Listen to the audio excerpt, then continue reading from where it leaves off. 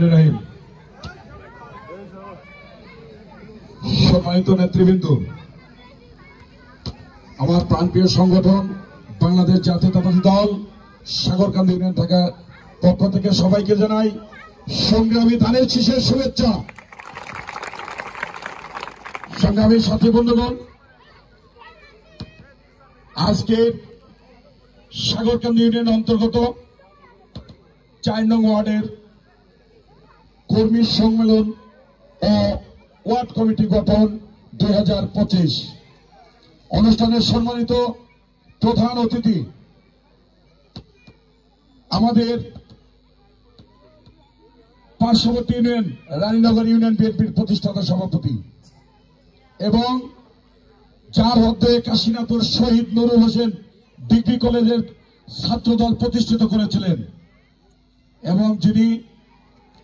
পাবনা জেলা বিএনপির সাবেক সংগ্রামী যুগ্ম সাধারণ সম্পাদক,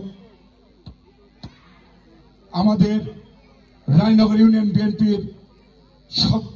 প্রতিষ্ঠাতা সফল সভাপতি, ইউনিয়ন পরিষদের সাবেক চেয়ারম্যান,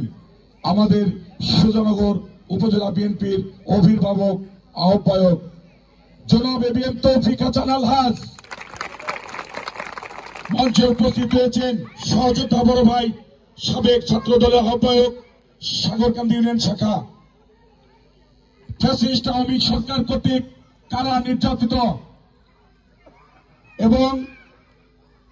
সুজানগর উপজেলা ছাত্র দলের সাবেক সহসভাপতি, আজকের অনুষ্ঠানের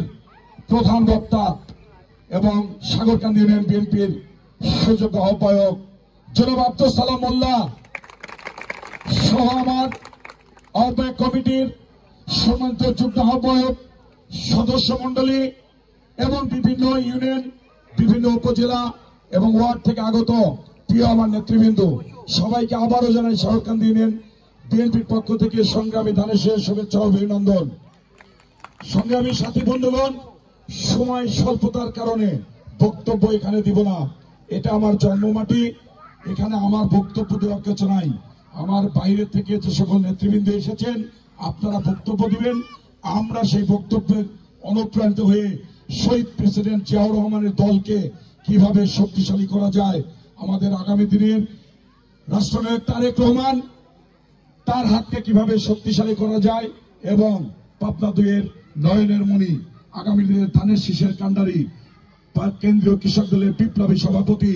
জননন্দিত জননেতা কৃষিবিদ হাসান জাফির তুহিন ভাইয়ের হাতকে শক্তিশালী করার জন্য সবাইকে উদাত্ত আহ্বান জানিয়ে আমি আমার সংক্ষিপ্ত কথা এখানে শেষ করছি। আসসালামু আলাইকুম রহমতুল্লাহ।